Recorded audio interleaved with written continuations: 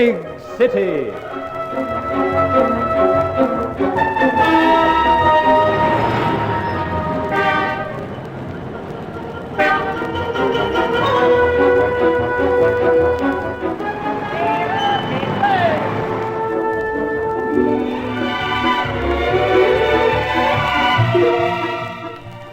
There is all of life in the life of a city, among the steel and concrete, behind the bricks and mortar, in the crowded streets and lonely alleyways is drama and comedy, romance and mystery, suspense and tragedy. All are there in any big city.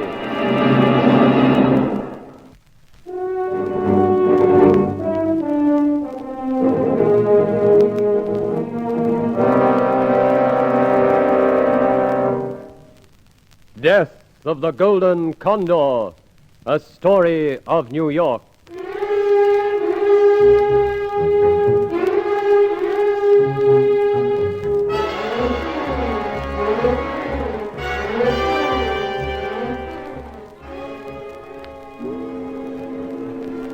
Fog on the River Hudson, darkness falling in mid-afternoon. The lights of Manhattan's man-made landscape gleam dimly through the writhing mist as a young doctor looks across the river from the balcony of Hoboken's waterfront hospital.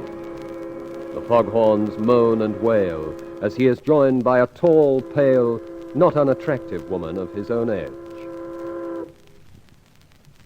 Richard, for heaven's sake, what are you doing out here? Oh, good evening, Doctor.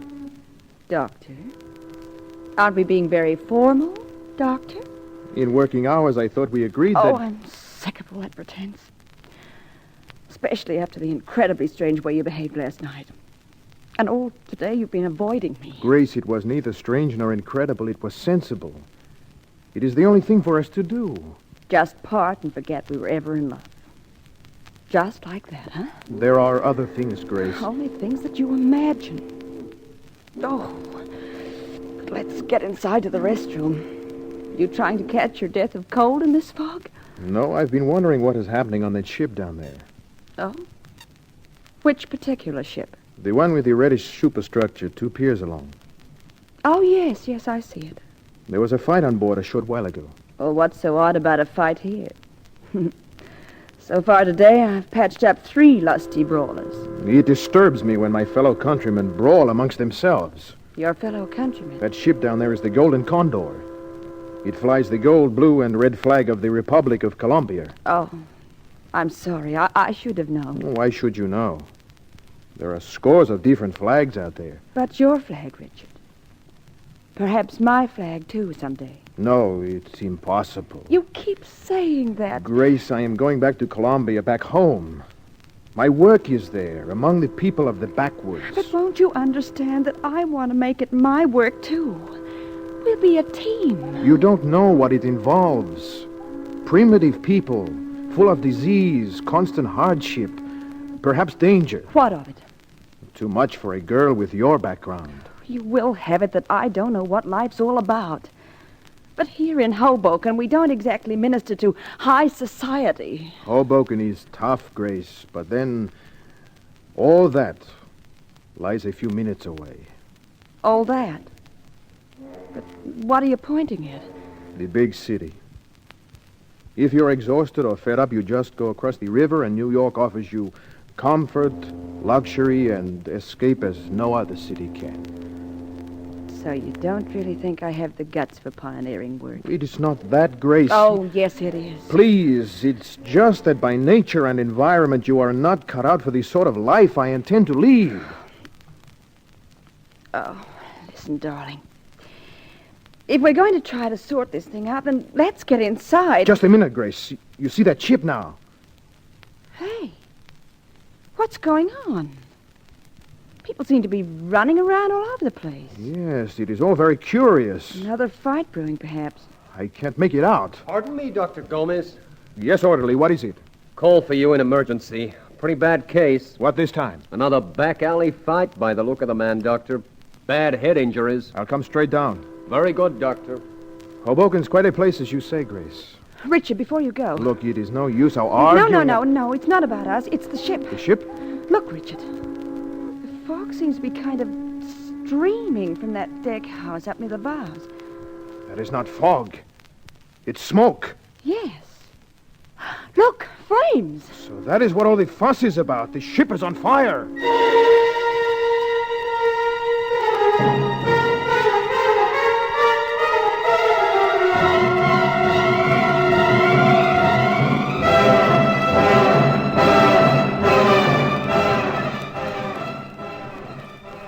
Ammunition? Yeah, that's right, Collins. 1,200 tons of ammunition already loaded. And more of it in crates on the pier alongside, Captain? That's right. Another 400 tons of small arms and high explosive. But if that goes up, it'll flatten everything for blocks back. Yeah, it'll be the Halifax disaster of 1917 all over again.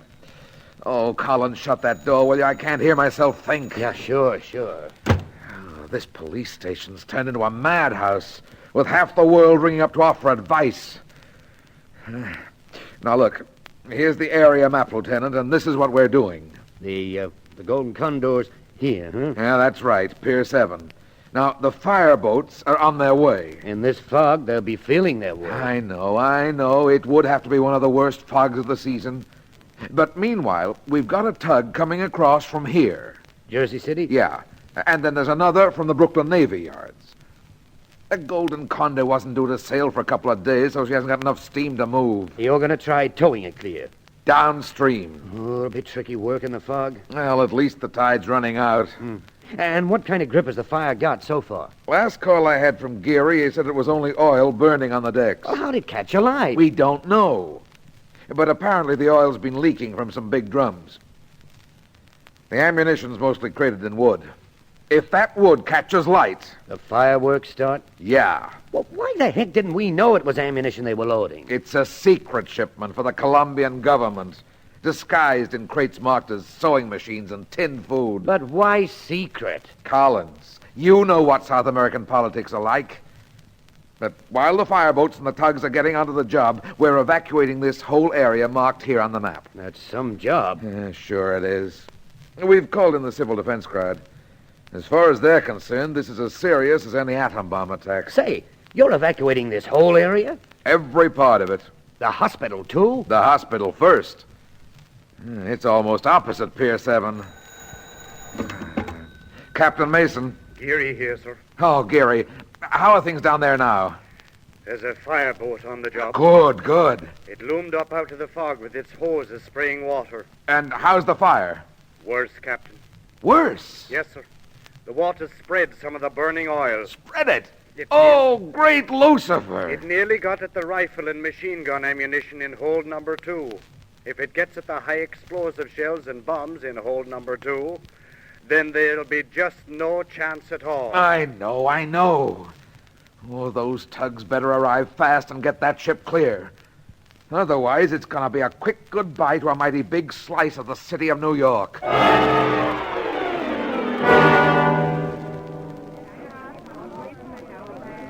But, Richard, you can't operate. You just can't. The man has multiple fractures of the skull. It is his only chance. All right, it is. But you don't seem to understand what all this commotion is over. We've got orders to evacuate. I know all about that, but... That ship's loaded up with ammunition. It's burning. It's liable to explode any second. And this man's liable to die any second. Listen, if you must operate... Yes, Grace, I must. All right. But speak to the superintendent. He'll get you priority on an ambulance. Take this man to another hospital someplace. He can't be moved at this stage. It'd be fatal. Oh, but Richard... Besides, the streets are jammed, and then there's the fog. But who is he? What is he? Just some back alley brawler. Apparently. But why should you risk your life for him? He's a human being. Oh, Richard. Dr. Althorpe, That's you, Grace. your party's ready in the bus, Doctor. All right, I'm coming. Richard, what won't you? Your job is to help with the evacuation. I've got mine. Up in the theater. But, darling, you'll be there all alone.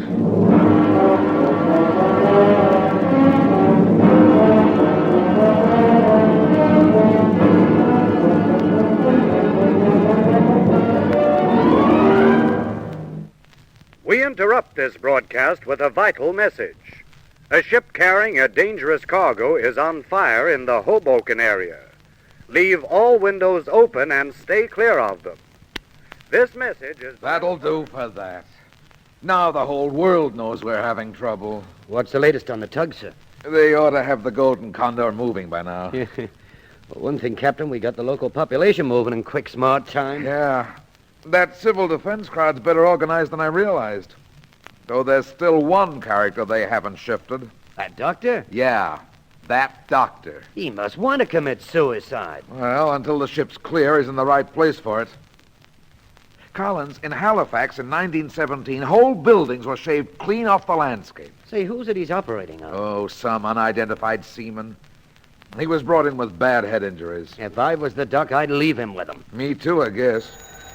Yeah, maybe this will be some news now. Captain Mason. Geary here, sir. Go ahead, Sergeant. The tugs have got the Golden Condor out from the pier. Oh, we're getting someplace at last. I don't think we are, sir. Why not? She seemed to swing out into the fog. She's caught on a mud bank. A mud bank? Caught hard, sir. She was floating pretty low in the bow. All that water the fireboats have been pouring into her. Yes, but how far did she get? Only about 50 yards. Directly opposite the hospital. Caught directly opposite the hospital. And with the tide still going out. Did you hear that, Collins? Yes, sir. I wouldn't like to be where that young doctor is right now.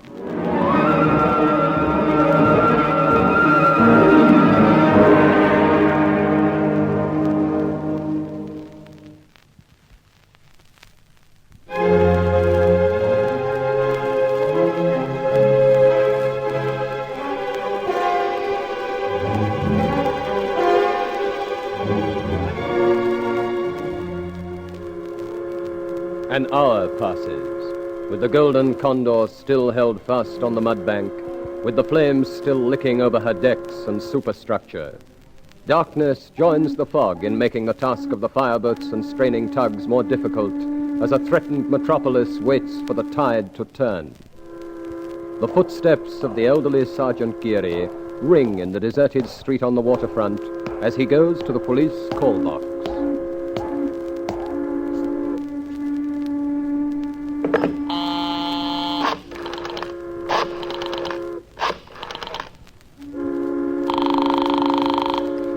More of this waiting, and I'll have a head of gray hairs by midnight.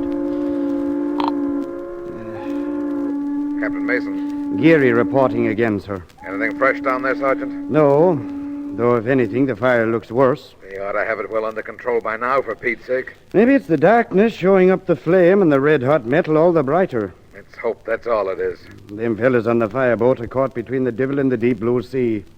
The more water they pour into the ship, the lower she rides, and so the longer she's going to stay caught on the mud bank. But if they don't pour enough water... I know. The flames get a better hold. That's it, sir. Well, there's nothing more we can do. You make sure you've got suitable cover close handy if she goes, Sergeant. I have a couple of spots all lined up, sir. Don't worry. Any sign of that young doctor at all? None, sir. I take it he's still up there by himself operating in the hospital. We haven't had anything of him either. Though there has been an interesting development. There has? Yeah. The FBI boys have grilled some of the crew members. It seems those oil drums were deliberately punctured. Then the oil set alight. You mean sabotage? That's right. Some Colombian extremist seems to be responsible. He got on board under cover of the fog. Someone tried to grab him, but he managed to fight free and escape. Well, knowing what he started, he won't be anywhere near here now, and that's for sure. Yeah, but hold on, sir. What is it now? There's someone coming down the street. 'Tis a young woman. Then get her out of the street. Yes, sir, I'll call you back. Hey there. Where do you think you're going? To the hospital. No, not while I'm on duty down here, you're not. Sergeant, I'm on the hospital staff. Yeah, so you are, eh? I'm Dr. Elthorpe. A doctor, eh? A slip of a girl like you. But I am. And I've got to go there. You don't seem to be aware of what's smoldering just a hop, step, and a jump off the shore. I know all about the ship and the ammunition. I just want to go there and persuade Dr. Gomez to leave before it's too late. Gomez? He's the fella... Yes, he's there operating. He's crazy to be doing it. You're not the only one that thinks that, lady. Sergeant, you must let me pass. I'm sorry. My orders are that no one's to be in this area until such times as... What's that? Burning ammunition. Then I'm going... Oh, I said you're not going to the hospital. That was only a box of rifle bullets going up. If it was high explosive bombs and shells, and all the rest had gone, we'd probably be in another world by now. Oh, there's another one of them, girlie. Now get back out to the danger area before it's too late.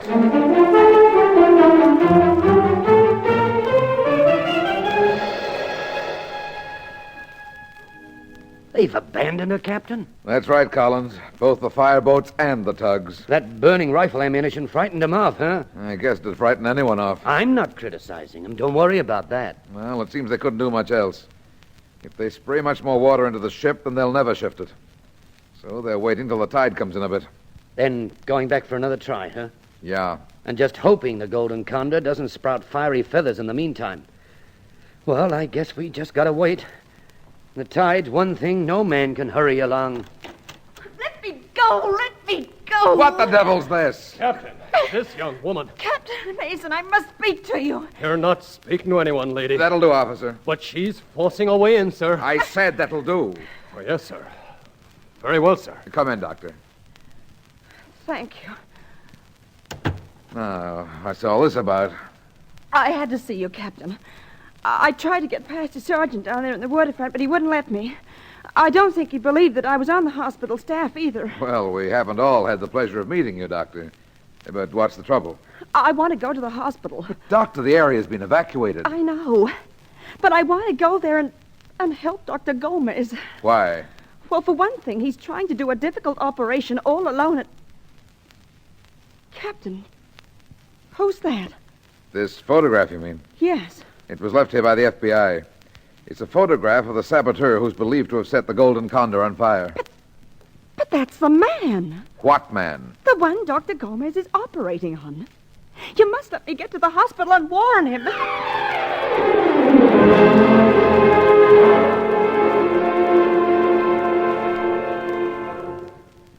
Richard, you've got to get away from here. Grace, what? This man, Richard, he deliberately set the ship on fire. I know. You know? Yes. I recognized him from the start as a South American of some kind. Perhaps a fellow countryman. I've since gathered that he was involved in that fight I saw in the ship. And you've kept operating? That's right. And he's not out of danger yet.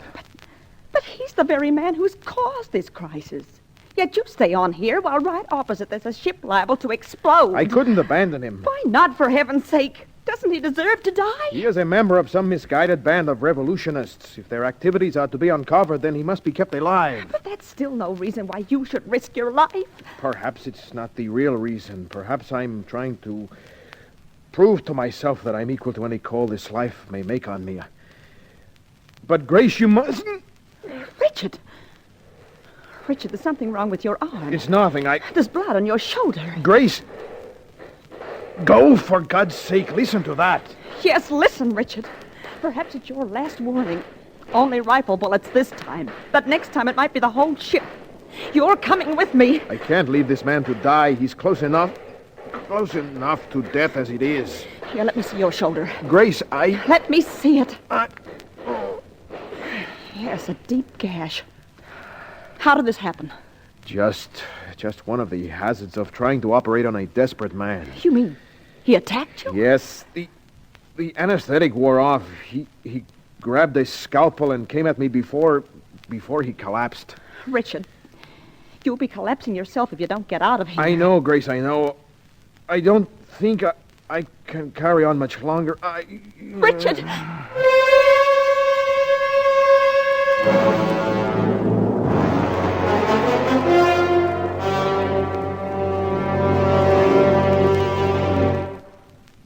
I've just checked outside, Captain. The fog's lifting, all right. Yeah, Geary rang through. Anything more down there? The tugs are moving in for another try. Well, the tide's been coming in for a good hour and a half now. They might have a chance. They might, though I doubt it. The Golden Condor's got hundreds of tons of water aboard her now. Yeah, that's true, sir. But with the fog gone, the tugs will be able to see where they're going. And maybe dodge the next mudbank. Well, what about those two at the hospital? I asked Geary. Still no sign of either of them. What's keeping them? The girl said she was just going in to warn this Gomez fella and bring him out. Well, they just haven't come out, and I don't like it. I guess I was wrong to let her go back there. Oh, she wasn't taking no for an answer. No, she wasn't. You know her pretty well, Captain. Oh, I know her. Had to get a couple of statements from her around at the hospital.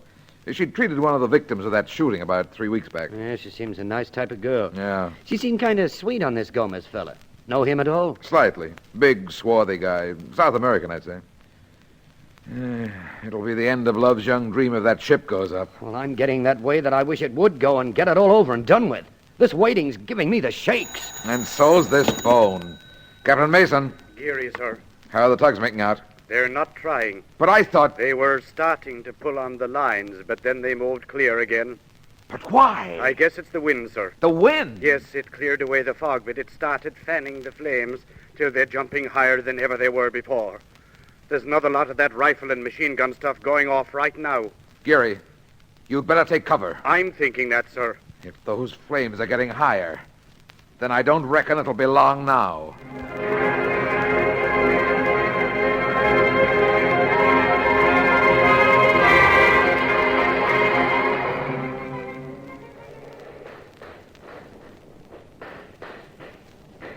Grace, where... Grace! Everything's all right, Richard. I passed out. Yes, poor darling. But everything is not all right. That was more ammunition I heard. The ship's still burning. How long have I been like this? Almost 2 hours. 2 hours. And you're still here? Yes. Why? Well, I started to drag you out to the elevator. I was going to get both of us away from this place, but then I realized how you'd feel when you came to and found that I left this man to die. So I sort of decided that we'd all stay. You took over? As best I could. He's still alive, though only just. Grace, You said you stayed on here perhaps to prove something to yourself. Maybe I was trying to prove something to myself. Or maybe to you. You've done enough. You've got to get clear of this place. But this man... If anyone is going to stay, then it's going to be me. That's the ship! It's going up, Grace. Down flat. Down flat, there's going to be a colossal blast.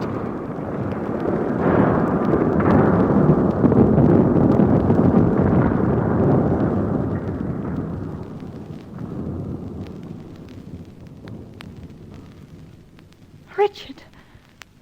The blast. There was no blast.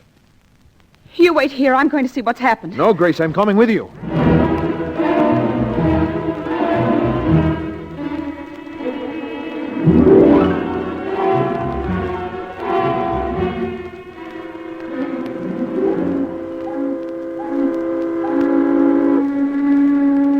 It's gone, Richard. The Golden Condor is gone. Not quite. See? The side of the hull, just showing above the surface of the water. That's right. But what happened? Apparently, it just rolled off the sandbank and sank in fairly deep water. That was the rumbling we heard. Then the danger's over. By the way these tugs and ships are hooting, I'd say so.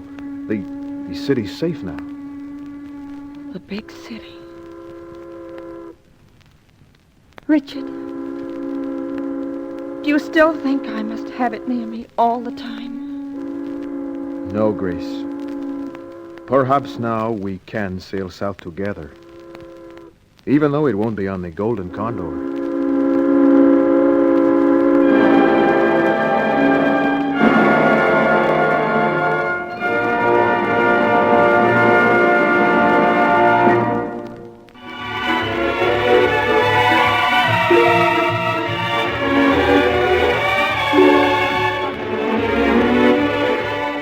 Big City.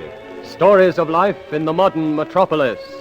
Death of the Golden Condor was written specially for this series by Michael Noonan, narrated by Allan Trevor, with the following players: Don Crosbie, Stewart Ginn, Kevin Brennan, and Margot Lee, with Ken Wayne as Dr. Richard Gomez. Big City is a Harry Durst production directed by Maurice Travers.